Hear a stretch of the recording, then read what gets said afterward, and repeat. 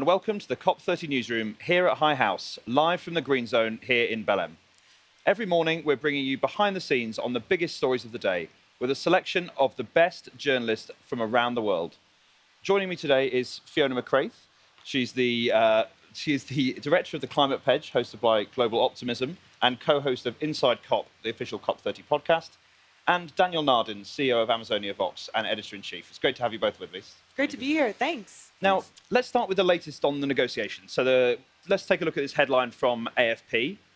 Brazil extends talks on contentious issues at UN Climate Summit. Now, that includes issues like NDCs, issues like finance flows from the developed world to the developing world. Now, Fiona, is this something that we need to worry about, or is this something that happens at COP normally?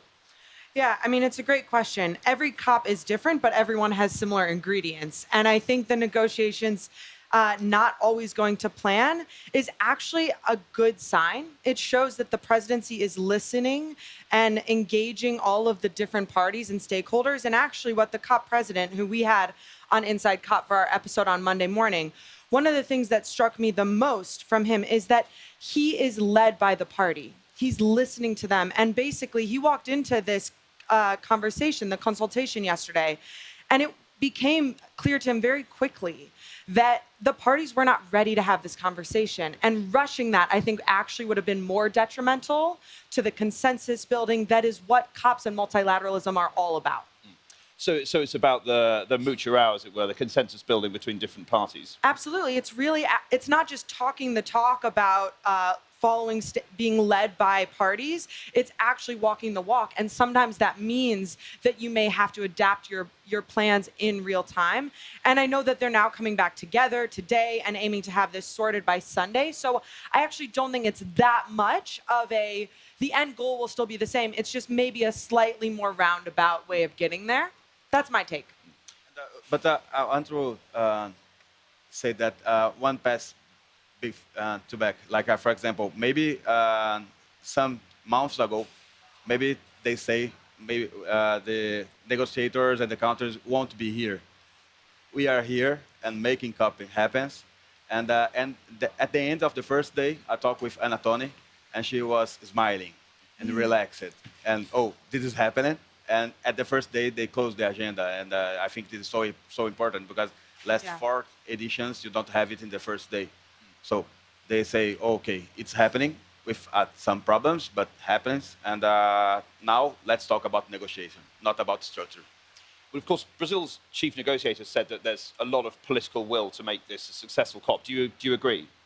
I absolutely agree. I mean, I think the definition of what a successful COP looks like has shifted in the past 10 years since Paris. It used to be exclusively focused on the negotiations. And I think that Brazil deserves a huge amount of credit. And as media, we need to pick this up, that actually a successful COP is no longer solely about the success of the negotiations. It's about whether or not we are able to bridge the gap between what is happening in the real world with other actors into the overarching narrative and the accountability mechanisms of tracking progress towards achieving the negotiated outcomes. Daniel, do you agree? What do you think a successful COP would look like?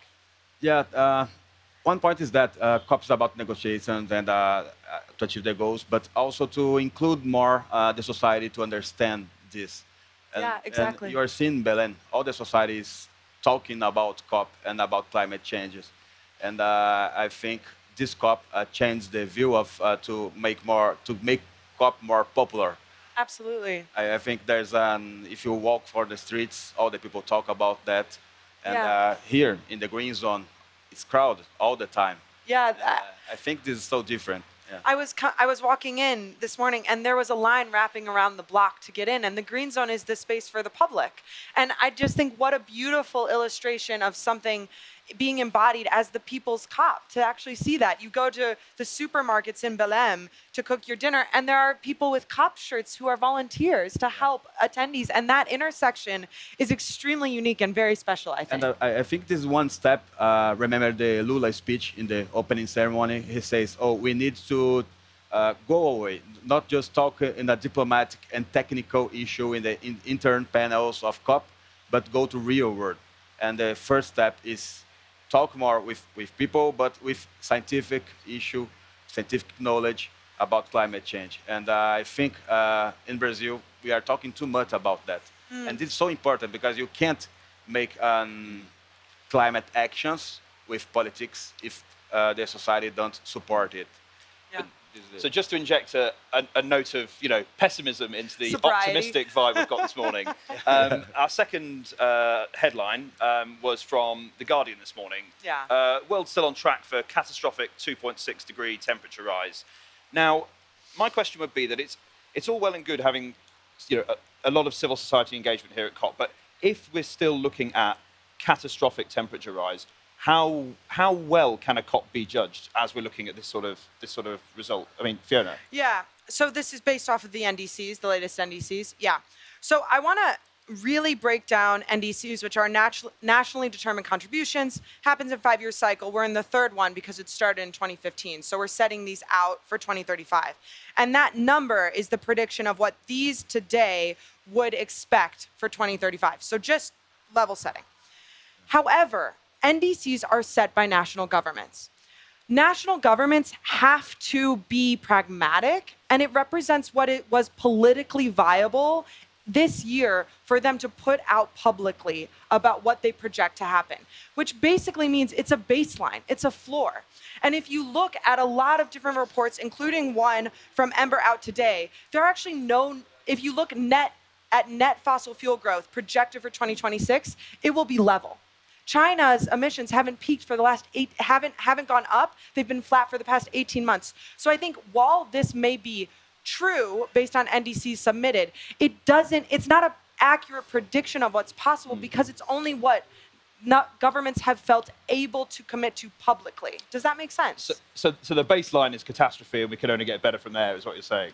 I'm saying that governments are not the only actors who make the reality of our world happen. And you look around the COP, that's what this COP is all about. It's not only about the contributions of governments.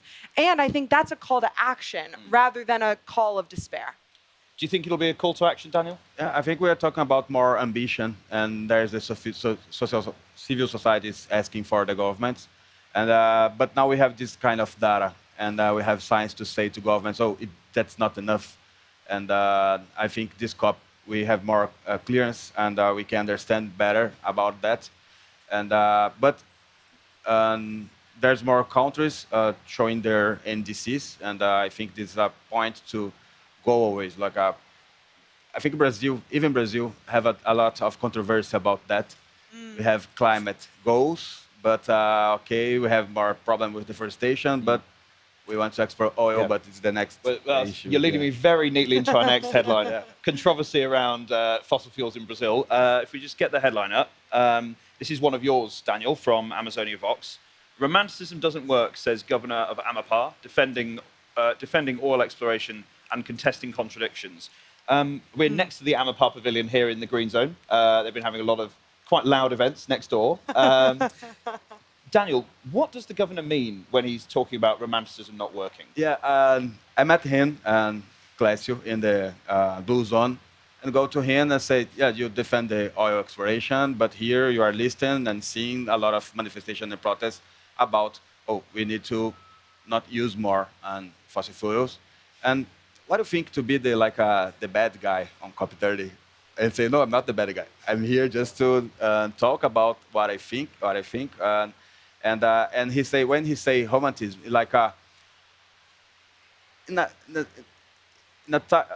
certain way, he's correct, because if you think about Amazon, you just remember about the forests and rivers. And when he said that, romanticism, Amazon rainforest have 30 million people living there, only in Brazil. And this kind of speech say, oil will give to us more employees, and et cetera, et cetera. But COP, during COP, we can explain to local people who want employee and money and dignity to them, maybe you're going to have some of them, but we need to talk in a global way. And that's explained when they talk about the contrast or controversy in Brazil speech. We want to lead the energy transition internationally, but we're still talking about oil exploration. And I'm of course, judging anything. It's just a fact, right? but Brazil's increased its oil supply from 2000 to now by 30%. I mean, Fiona, the last two COPs have been in petrostates, UAE. Azerbaijan and the UAE. Brazil hasn't had quite that same heat on it that those two states had in the run-up to COP. I mean, what's your take on that? Why has Brazil had this, not a free pass, but certainly a bit more leniency when it comes to the amount of fossil fuels that it does produce and consume? Yeah, it's a great question. I think we are in this interesting moment in time where the old ways of doing things are still what a lot of people are comfortable with. It's predictable, it's reliable fuel. We have infrastructure that's set up to do that. You know, there are other governments that are enabling that to happen in places like Brazil, including China. And it takes deep imagination and trust in the future to invest in other types of energy that actually give countries more independence and more security and greater dignity for the people and the planet. And I really invite Brazil to crack open the conversation all over again. And this is such an invitation to them to do that, to actually look and say, is this the best way? Is this what we want to lock in for our future? Or is there something better that is actually in the halls of this venue right now in the Amazon? And I think that right there is a huge opportunity for visionary leadership from the country that is hosting the COP. And that's the reason we need more science, right? Yesterday I was watching a panel in the Pavilion of Science. It's the first time we have a science pavilion official in the Blue Zone. And someone says, oh, okay, we need more equipments to energy renewable to make the energy transition. But solar panels use minerals. Yeah. And some nature-based solutions create some problems with nature because mineral, so it's so complex, but we need to listen more science to make decisions. And I think the politicians need to do it. And COP, I think it's the right and correct place to do it. Yeah. Yeah. So moving on to our next story then. Speaking of things that are happening today at COP, it's Health Day is one of the themes of today. And Fiona, you've picked out this press release from the Rockefeller Foundation. Yeah. Global philanthropies commit $300 million to accelerate solutions on climate and health. Now, those philanthropies include some of the world's largest, so Bloomberg, Gates Foundation, IKEA Foundation, the Wellcome Trust. Why is it so important that these philanthropies are playing this role, and what does this money actually mean? What will it do? Yeah, I mean, philanthropies play such a big role in helping enable a lot of solutions that governments, expanding the capacity of governments is my view. And we know that a hotter planet requires a new playbook. And health is a huge part of that. Health and climate are increasingly overlapping. And that's clear from the science, as you say. So something I wanted to call out was that 3.3 billion people are at risk because of climate change. That includes, of course, natural disasters, but also heat and humidity. So I think the philanthropy stepping in and saying, we see this coming. It's not just coming, it has arrived. And we are stepping in to invest in the science, to invest in the most at-risk communities that are the least prepared to handle this. I think that's a huge bright spot in this COP, especially today. It was announced today. Daniel, what's your take on that? And about that, I think it's important to journalists to understand that, okay, if you can't give with one hand and take another one. So maybe the better. It's important to understand that. And also, we are talking a lot about how this money goes to the communities directly. Yeah. This is the point. And here in Amazon, we discuss a lot of that to humanize some projects, to not just to look to the name of organization, but the address. Because Amazon is so famous, you're going to find a lot of organizations using the name Amazon, not that company, Amazon region, but based in São Paulo or New York or any place. You need to look to address and to give money to the communities directly. I think this is so important. Now, Fiona, you just spoke then about climate impacts that are already impacting people in the real world. I think that leads us on to our next headline. It's happening not here, but around completely the other side of the world in Iran.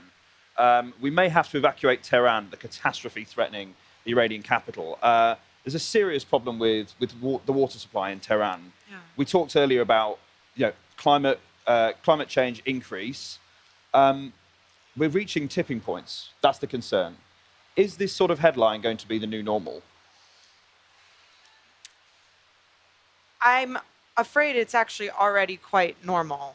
I mean, we look at the typhoons in the Philippines, Hurricane Melissa, we are seeing catastrophic climate events hit like this. I think one of the things that I want to pull out is that similar to the question about Brazil and oil exploration or any government's oil exploration, this was predictable. Yeah. These things are predictable. We have the science. Governments have the information they need to act, and we aren't doing it. So why are we continuing to look to the past as a way to lead the future? And this is just one incredibly poignant example of the very, very real impacts on people and not just on the planet. And Daniel, what do you feel like the impacts on people that we'll see in this region, in the Amazon, as a result of global warming?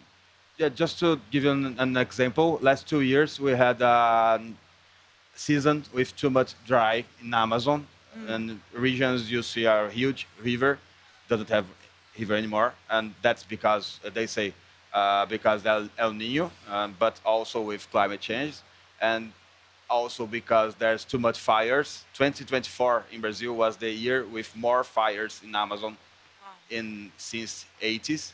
So, and here in Amazon, the people need the rivers to receive education, health, medical care, a lot of things. But with climate changes, we have a dry season with more months, and this impacted directly to local people. And here in Belém, we are seeing a lot of rain because it's a rainforest. And we say, oh, here in Belém, we have rain every day or every time season.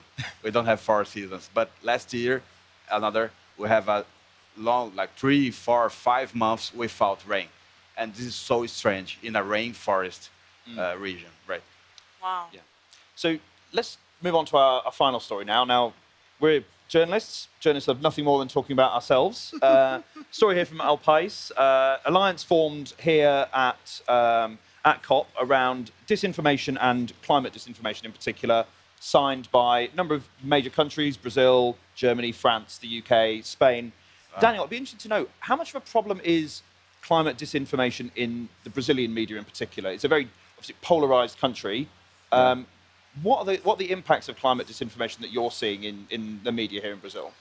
Yeah, all the time I talk about Amazon because I live here, but about climate, it's usually we see is a polarized country, so part of the population doesn't watch news and just use social media. This is so problem, and they deny not only about climate change, but they deny science, deny information from professional networks, and this is a kind of our problem.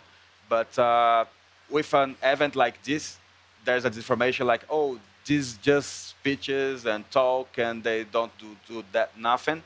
And the real thing is because they want to go to take Amazon for them. So this is so terrible to listen to stuff like that. And some people like believe in that. So I think we journalists have a huge work to do, not just to combat disinformation, because you need to go to understand and combat, but maybe work like to make like a vaccines to disinformation.